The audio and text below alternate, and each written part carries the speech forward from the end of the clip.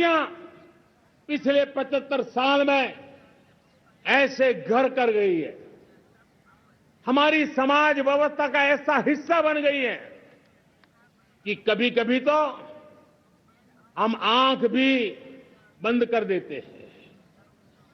अब आंख बंद करने का समय नहीं है।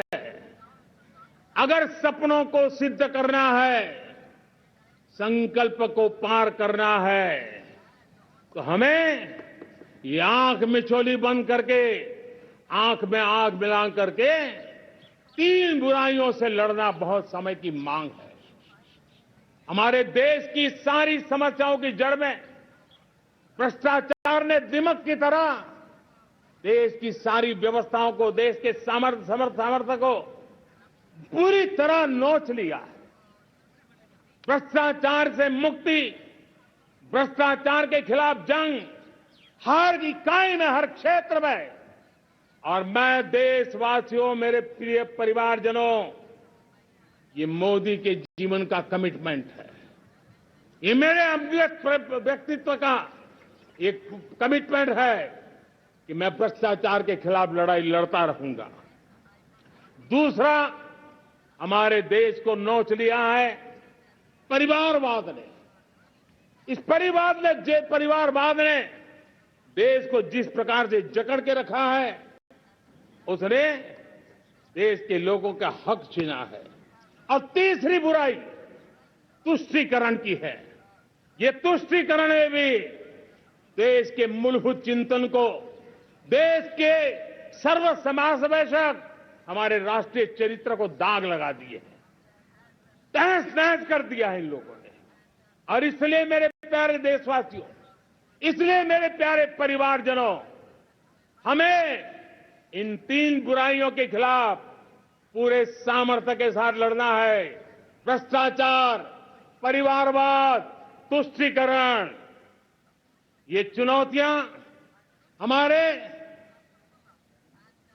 ये ऐसी चीजें पनपी है जो हमारे देश के लोगों का जो आकांक्षा है उसका दमन करती है। हमारे देश के कुछ लोगों के पास जो छोटा मोटा सामर्थ्य है उसका शोषण करती है। ये ऐसी चीजें हैं जो हमारे लोगों की आशा आकांक्षाओं को सवाल या निशान में गाड़ देती है। हमारे गरीब हो, हमारे दलित हो, हमारे पिछड़े हो, हमारे पसमानदा हो, हमारे आदिवासी भाई बहन हो, हमारी माताएं बहनें हो, हमने सबने उनके हकों के लिए इन तीन बुराइयों से मुक्ति पानी है। हमें भ्रष्टाचार के खिलाफ एक नफरत का माहौल बनाना है। जैसे गंदगी हमें नफरत पैदा करती है ना, मन में गंदगी पसंद नहीं है, ये सार्वजनिक जीवन की इससे बड़ी कोई गंदगी नहीं हो सकती। और इसलिए हमारे स्वच्छता अभियान को एक नया मोड़ ये भी देना है कि हमें भ्रष्टाचार से मुक्ति पानी है। सरकार टेक्नोलॉजी से भ्रष्टाचार की मुक्ति के लिए बहुत प्रयास कर रही है। आपको जानकर के हैरानी होगी, इस देश में पिछले 9 साल में एक काम मैंने ऐसे किया, आंकड़ा सुनोगे तो लोग कहेंगे मोदी ऐसा करता है, जैसे 10 करोड़ लोग करीब करीब जो गलत फायदा उठाते थे वो मैंने रोक दिया। तो आप में से कोई कहेगा आपने लोगों से अन्याय कर दिया। जी नहीं, ये 10 करोड़ कौन लोग थे? ये 10 करोड़ वो लोग थे जिनका जन्म ही नहीं हुआ था और उनके नाम पर उनके विडो हो जाते थे, वो वृद्ध हो जाते थे, वो दिव्यांग हो जाते थे, फायदे लिए जाते थे। 10 करोड़ ऐसे बेनामी जो चीजें चलती थी उसको रोकने का पवित्र काम, भ्रष्टाचारियों की संपत्ति जो हमने जब्त की है ना, वो पहले की तुलना में 20 गुना ज्यादा की है। मेरे प्यारे परिवारजनों, ये आपकी कमाई का पैसा लोग लेकर के भागे थे, 20 गुना ज्यादा संपत्ति को जब्त करने का। और इसलिए लोगों की मेरे प्रति नाराजगी होना बहुत स्वाभाविक है, लेकिन मुझे भ्रष्टाचार के खिलाफ की लड़ाई को आगे बढ़ाना है। हमारे सरकारी व्यवस्था ने पहले कैमरा के सामने तो कुछ हो जाता था, लेकिन बाद में चीजें अटक जाती थी। हमने पहले की तुलना में कई गुना ज्यादा अदालत में चार्जशीट की है और अब जमानतें भी नहीं मिलती हैं।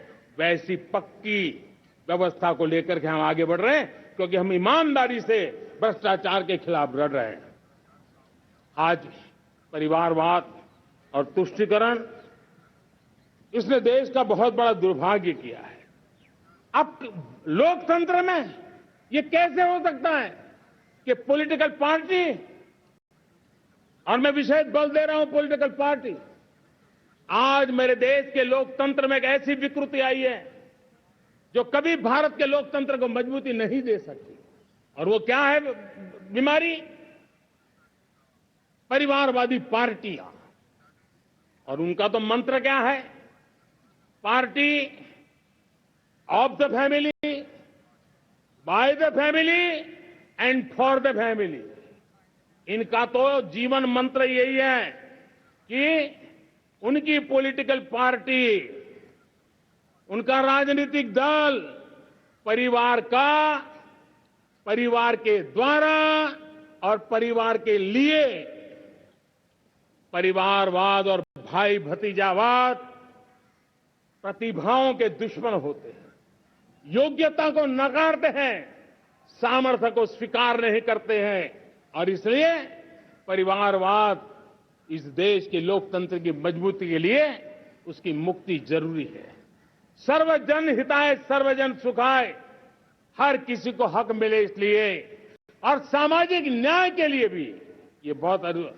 उसी प्रकार से तुष्टीकरण ने सामाजिक न्याय का सबसे बड़ा नुकसान किया। अगर सामाजिक न्याय को तबाह किसने किया है तो ये तुष्टीकरण की सोच, तुष्टीकरण की राजनीति, तुष्टीकरण का सरकारी योजनाओं का तरीका, इसने सामाजिक न्याय को मौत के घाट उतार दिया है। और इसलिए हमें तुष्टीकरण, भ्रष्टाचार, ये विकास का सबसे बड़ा दुश्मन है।